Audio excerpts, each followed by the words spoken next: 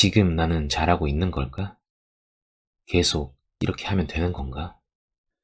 오늘은 이 물음에 대한 답을 찾는 이야기를 해보겠습니다. 이 영상을 보기 전에 위에 링크되어 있는 6억짜리 인생 교훈을 먼저 시청하고 오시면 좋습니다. 제가 주식 투자와 인생은 자동차 운전과도 같다고 했죠.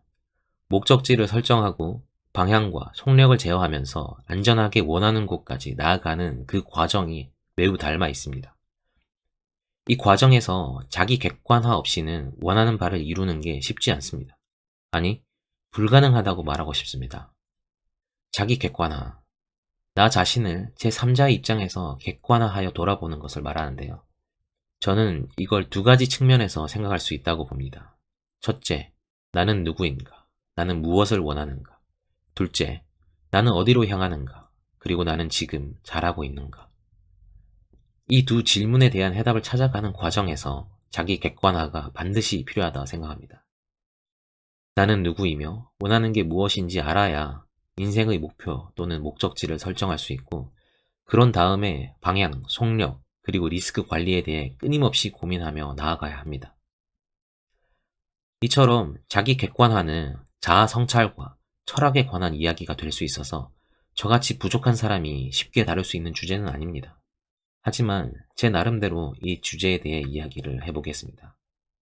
지금부터 하는 이야기는 주식, 코인, 그리고 부동산 투자, 개인의 커리어, 사업, 이런 것들을 포함해서 우리들의 인생 전반에 걸쳐 통하는 본질적인 이야기가 될 수 있습니다. 먼저 목표를 설정하려면 나는 성격이 어떻고, 무엇을 잘하고, 무엇을 못하는지, 그리고 무엇에 흥미를 느끼고 결국 무엇을 원하는지, 나에 대해서 잘 알아야지만 목표나 이루고자 하는 꿈을 정할 수 있습니다. 이것은 나는 누구인가에 대한 해답을 찾는 일과 같은데, 그 해답을 찾기 위해서는 다양한 경험을 쌓아야 합니다. 직접적인 경험도 필요하고 책이나 영화, 유튜브 영상과 같은 것들을 통한 간접 경험도 필요하죠. 많은 경험을 쌓을수록 우리는 자신이 누구이며 무엇을 원하는지 잘 알게 될 겁니다. 저를 포함해서 이 영상을 보고 계신 분들은 아마 주식으로 경제적 자유를 달성하고자 하는 목표가 있겠죠. 그 목표를 정했다면 다음은 방향입니다. 주식에 있어 방향은 투자 방식과도 같다고 했는데, 투자를 할 것인지, 트레이딩을 할 것인지, 나아가서는 가치 투자를 할 것인지, 스윙 또는 단타를 할 것인지, 본인이 잘할 수 있는 것으로 결정해야 합니다. 본인이 잘할 수 있는 투자 방식을 찾는 방법은 결국 또 경험입니다. 가치 투자도 해보고, 테마주도 해보고, 돌파, 눌림목, 상따 등등 다 해보는 겁니다. 원칙 매매도 하고, 내동 매매도 하면서 익절, 손절을 최대한 많이 경험해야 됩니다. 그런데 경험만 많이 하는 건 능사가 아닙니다. 경험으로부터 축적된 그 결과 데이터를 활용해야 됩니다. 통계를 내고 분석을 통해서 결론을 도출해내야지만 우리는 자기 자신이 누구인지, 꾸준한 성과를 보여주는 투자 방식이 무엇인지, 앞으로 나아가야 할 방향이 어디인지 찾아낼 수 있습니다. 방향이 틀렸다는 것을 인지하지 못하면 열심히 할수록, 가속 페달을 밟으면 밟을수록 목적지와 점점 멀어지게 됩니다. 아무것도 안 하는 것보다 못한 그런 결과를 가져올 수 있는 거죠. 그렇기 때문에 수없이 많은 경험을 통해서 방향을 찾는 일에 최선을 다해야 합니다.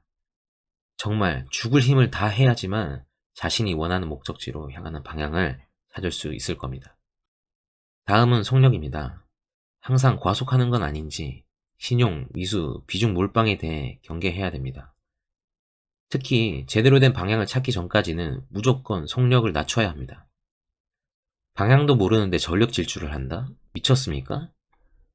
방향이 맞다고 하더라도 가는 길이 오르막길인지 내리막길인지, 고속도로인지 오프로드인지, 또 비나 눈이 오는 건 아닌지 상황을 파악하면서 달려야 되는데, 우리는 방향도 모른 채 오늘도 풀악셀을 밟습니다. 하루하루가 위태롭습니다. 자신이 잘하는 투자 방식을 찾을 때까지 속력을 줄입시다. 소액으로 많은 경험을 쌓자는 얘기입니다. 마지막으로 리스크 관리입니다. 제가 리스크 관리가 가장 중요하다고 했죠. 내가 사고를 내든 남이 와서 막든 언제든 사고는 발생할 수 있기 때문에 항상 최악의 상황을 생각하면서 대안을 세워야 합니다. 투자에 있어 그 대안은 자산 분배입니다. 현금 비중과 안전자산, 위험자산에 분산 투자하는 거죠. 주식 하나에 몰빵하면 안 됩니다. 자산을 분배하고 적정한 현금 비중을 가져가야만 사고가 나도 다시 시작할 수 있어요. 인생을 담보로 주식하면 정말 반드시 끝난다는 거 꼭 명심해야 합니다. 네, 이렇게 목표, 방향, 속력, 리스크 관리에 대한 이야기를 풀어봤는데 한 번 더 강조하자면 속력은 그다지 중요하지 않습니다. 남들보다 늦다고 조급해하지 말고 천천히 최선을 다해서 방향을 찾는 데 집중해야 됩니다. 주식에서는 잘하는 매매법 하나면 충분합니다. 방향만 찾으면 상상도 못할 정도로 상황이 빠르게 좋아지게 되어 있습니다. 그렇기 때문에 남들과의 비교는 전혀 의미 없습니다. 누가 수천, 수억을 벌든 우리는 천천히 우리의 길을 나아가면 됩니다. 여기까지가 제가 생각하는 자기 객관화입니다. 이 자기 객관화는 한 번만 할 게 아니라 끊임없이 해야 됩니다. 인생의 숙제죠. 그럼 저부터 먼저 과거의 제 자신에 대해 자기 객관화를 해보겠습니다. 저는 경제적 자유를 달성하고 싶었고요. 그래서 주식을 시작했습니다. 그런데 저는 겁대가리가 없어서 처음부터 방향도 모른 채 풀악셀을 밟았어요. 신용 몰빵을 한 겁니다. 과속하고 음주운전까지 했던 거죠. 당연히 여러 번 사고가 났고 깡통을 찼지만 운 좋게도 코로나 폭락장에서 테마주로 크게 벌고 나중에는 대회까지 입상하면서 방향을 찾았다고 생각했죠. 베스트 드라이버라 생각했습니다. 그래서 대출에 미수까지 써서 미친 듯이 달렸어요. 시속 200을 밟고 달리다가 사고가 났는데 다행히 목숨은 건졌습니다. 하늘이 기회를 한 번 더 준 것 같아요. 꾸준한 수익을 보여주는 검증된 계좌도 없이 인생을 담보로 전업 투자를 시작했던 게 가장 큰 잘못입니다. 이번엔 현재의 제 자신에 대해 자기 객관화를 해보겠습니다. 큰 사고가 있은 후로부터 9개월이라는 시간이 지났는데 지금도 바로 운전대를 잡을 수 없는 상황이라 이렇게 걷고 있습니다. 다시 운전대를 잡을 수 있는 상황이 올 때까지 걷고 또 걸어야 합니다. 중개보조 일과 유튜브의 길을 걸어 나가야 되죠. 저는 모든 채무를 깨끗하게 상환하고 싶고 다시 주식으로 일어서고 싶습니다. 아직 방향을 찾지는 못했지만 조급한 마음과 욕심을 내려놓는 것이 그 방향이라 믿습니다. 그 방향을 찾는 데 있어서 속력은 내지 않을 겁니다. 신용과 미수는 절대 사용하지 않고 소액으로만 도전하려 합니다. 꾸준한 수익을 보여주는 계좌를 만들기 위해 최선을 다할 것입니다. 자, 이제 당신의 차례입니다. 당신의 목표는 무엇입니까? 당신은 방향을 찾았나요? 꾸준한 성과를 보여주는 데이터가 있습니까? 방향도 못 찾았는데 너무 과속하는 거 아닌가요? 매일같이 음주운전 하는 건 아니죠? 내동매매 하는 거 아니죠? 사고 나면 대안이 있습니까? 현금 비중 있어요? 인생 담보로 걸지 않은 거죠?